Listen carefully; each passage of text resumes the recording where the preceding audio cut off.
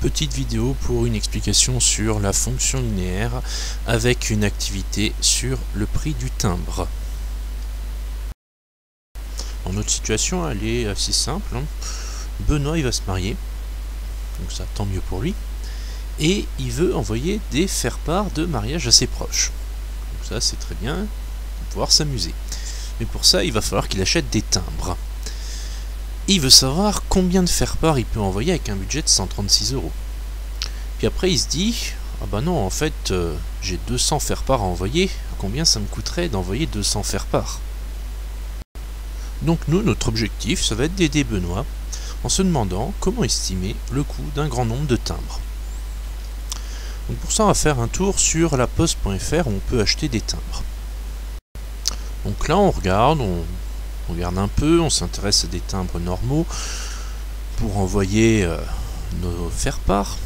Et donc là on regarde le prix d'un timbre, 85 centimes. Là tant mieux, on peut voir qu'on peut augmenter le nombre de timbres, ce qu'on est en train de faire. Et on voit que le prix total net, il augmente en même temps. Logique, plus on achète de timbres, plus ça coûte cher. Là ce qui est intéressant de regarder, c'est combien de timbres on va acheter et combien ça coûtera. Et comme on peut augmenter le nombre de timbres, on a directement la réponse. En tout cas pour un nombre assez restreint de timbres. Là par exemple on va de 1 timbre jusqu'à 24 timbres.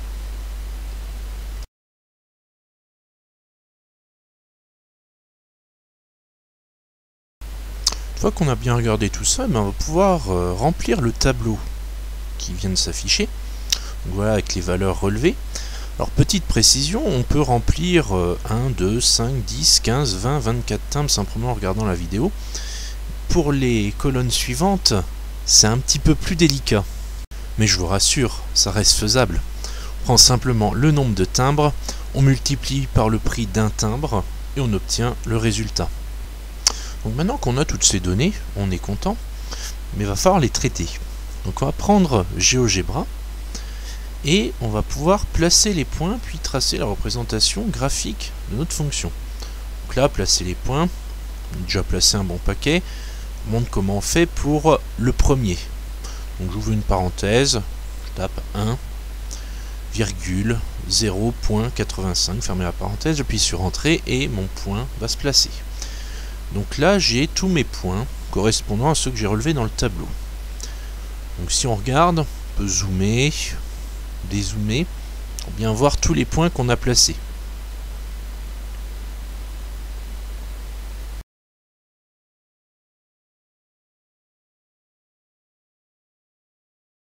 Donc après c'est bien beau d'avoir des points, mais qu'est-ce qu'on peut en faire? On va pouvoir utiliser un outil dans GeoGebra qui va nous permettre de tracer une droite qui va passer par ces points-là. Donc en sélectionnant une masse de points, on n'est pas obligé de tous les sélectionner, on va pouvoir avoir notre droite qui va se tracer. Pour ceux qui n'auraient pas bien vu, j'ai utilisé l'outil droite d'ajustement. On pourrait aussi utiliser l'outil droite. Dans ce cas, il faudrait sélectionner 2 points parmi tous ceux qu'on a pour tracer notre droite. Dans le cas présent, l'un comme l'autre donnera les mêmes résultats. Donc maintenant que j'ai ma droite, on va pouvoir utiliser GeoGebra pour faire de la lecture graphique et répondre à 2 questions. Donc combien de timbres on peut obtenir avec 136 €? Je peux vous dire qu'on peut en obtenir 160. On va voir comment on trouve ce 160. Et l'autre question, l'autre question, c'est celle qui va permettre à Benoît de savoir quel budget il va lui falloir pour acheter 200 timbres et donc envoyer ces 200 faire-part.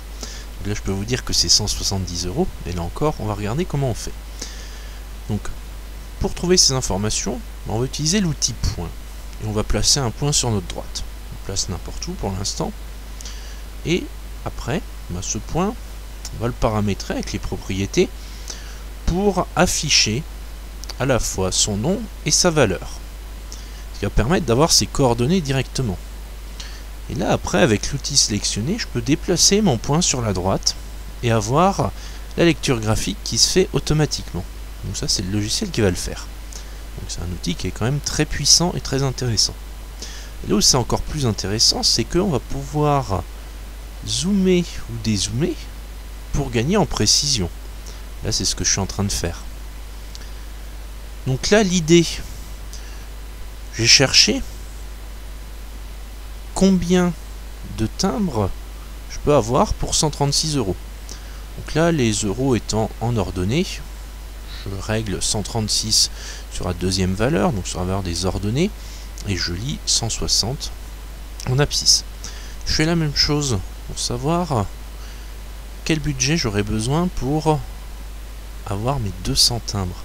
Vu que le nombre de timbres est en abscisse, on règle sur la première valeur le 200 et on lit 170 en deuxième valeur.